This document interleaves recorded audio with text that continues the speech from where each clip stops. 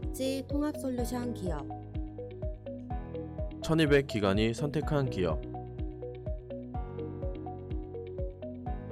신뢰할 수 있는 기업 어렵고 복잡한 회계 업무 국회어 위탁 서비스와 함께하세요. 국회어. 여러분들 안녕하세요. 천천박사입니다. 오늘은 7월을 맞아 추가 경정 예산에 대해서 이야기하도록 하겠습니다. 다들 설립을 위해서 미리 예산을 작성하시거나 매년 말에 다음에 예산을 작성하시고 또 그에 따라 기간을 운영하고 계시죠? 아니면 그냥 예산과는 상관없이 대표님 판단으로 그냥 지출하시나요? 정말 많은 기관들이 가장 기본적인 이 예산 총계주의 원칙을 모르고 개인 판단으로 기관을 운영하시는데요. 이 원칙에 따르면 기관은 모든 세입과 세출은 모두 예산에 계상하고 특히 지출의 경우 세출 예산에서 정한 목적 외에는 사용할 수 없습니다. 쉽게 풀어서 설명해보면 예를 들어 A기관에서 수용비 및 수수료를 연 1200만원 예산을 잡아두었는데 1300만원을 지출하게 되면 이 예산 총계주의 원칙을 어기는 게 되고요. 시설비를 거의 예산을 잡아두지 않았는데 앞마당 데크 공사로 2000만원을 그냥 지출하게 되면 또 이 원칙을 어기게 되는 겁니다.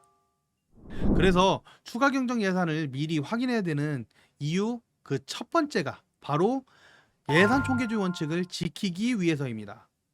현지조사 기준을 이전 영상에서 보셔서 아시겠지만 회계 부정은 정지 1개월 이상의 행정처분이 내려올 수 있는 우리 기관의 아주 크리티컬한 문제입니다.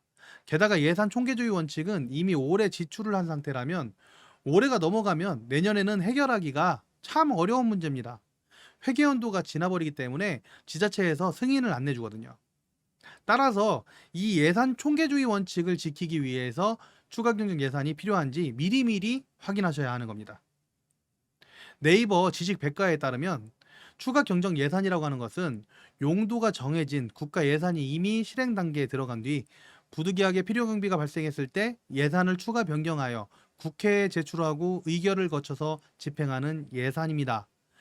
여기서 장기간 기간에 걸맞는 내용으로 이 내용을 바꿔보면 추가 경정 예산은 용도가 정해진 장교양 기간의 예산이 이미 실행 단계에 들어간 뒤 부득이하게 필요 경비가 발생했을 때 예산을 추가 변경하여 운영위원회에 제출하고 의결을 거쳐 관할 지자체에 보고하고 집행하는 예산입니다. 여기서 추가 경정 예산을 지금 미리 살펴봐야 하는 이유 두 번째가 나옵니다. 이 영상은 이미 추가 경정 예산에 대해서 잘 아는 기관들보다는 신규 기관들이 많이 보시게 될 텐데요. 예전부터 설립하신 기관은 기간기호 3번을 가진 기관들도 있지만 신규 설립한 장교양 기관은 기간기호가 1번 또는 2번으로 시작하게 됩니다. 그렇다면 이 기관들은 운영위원회에 중요한 사항을 보고하고 그 내용을 회에서 의결해서 지자체에 보고한 후 업무를 진행해야 되는 그런 기관들입니다. 추가 경정 예산도 앞에서 말씀드린 중요한 일에 포함됩니다. 따라서 급작스럽게 예산에 없는 일을 지출할 일이 생겼다 하더라도 운영위원회에 보고하고 지자체에 보고하는 그런 절차가 필요하기 때문에 시간이 필요합니다.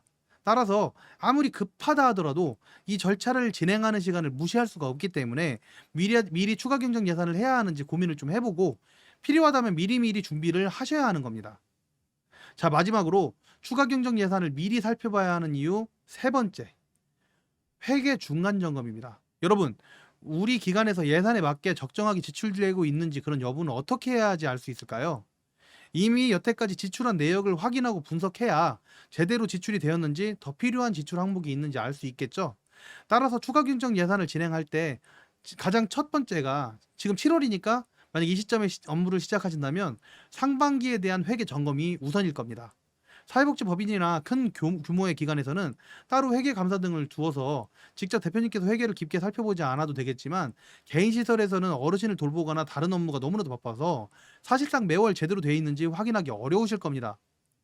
그래서 추가 경정 예산을 하는 김에 상반기 회계 업무가 제대로 되어 있는지, 증빙은 빠진 것이 없는지, 우리가 맡긴 기관에서 업무를 지금 잘 해주고 있는지 이런 부분들을 파악하셔야 되고 파악하실 수가 있습니다. 어차피 확인을 해야지 얼마가 더 필요한지를 알 수 있게 되니까요. 만약 직접 살펴보시는 것이 어렵다면 저희 국회의에서도 기관의 추가 경정 예산 여부 그리고 적정 집행 여부에 대한 전문가의 무료 컨설팅이 가능하시니까 전화 주셔도 되고요. 그리고 다만 직접 하기 진짜 어려운 대표님들만 좀 전화 주세요. 시간 관계상 도움이 필요한 대표님들 순서대로 상담 일정이 잡히고, 이 영상 이후에 반응이 좋으면 추가 경쟁 예산 작성법을 실습하는 영상을 제가 제작하게 될 수도 있으니까요. 그리고 꼭 저희 국회의가 아니어도 됩니다. 믿을 만한 업무 처리 기관들이 있다면 확인을 맡기셔도 되겠죠. 단 주의하실 점이, 회계는 기관의 개인정보이기 때문에 개인정보 보험 등 보호할 수 있는 자격을 가진 곳을 찾아가셔야 합니다. 말이 길어졌네요. 어쨌든 현재 2022년 7월 시점에서 추가 경정 예산을 미리 살펴봐야 하는 이유 3가지 한 번 더 말씀드리고 점검해 보도록 하겠습니다. 하나, 예산 총계주의 원칙을 어기지 않고 회계 부정을 하지 않기 위해서. 둘, 운영연의 지자체 보고 등 추가 경정 예산에는 복잡한 절차와 시간이 들어가므로. 셋, 1타 2피 추가 경정 예산하는 김에 상반기 회계 점검을 해야 하므로, 또 할 수 있으므로. 자, 오늘은 여기까지 하도록 하겠습니다. 예, 감사드리고요. 시청 많이 부탁드립니다. 천천박사였습니다. 감사합니다.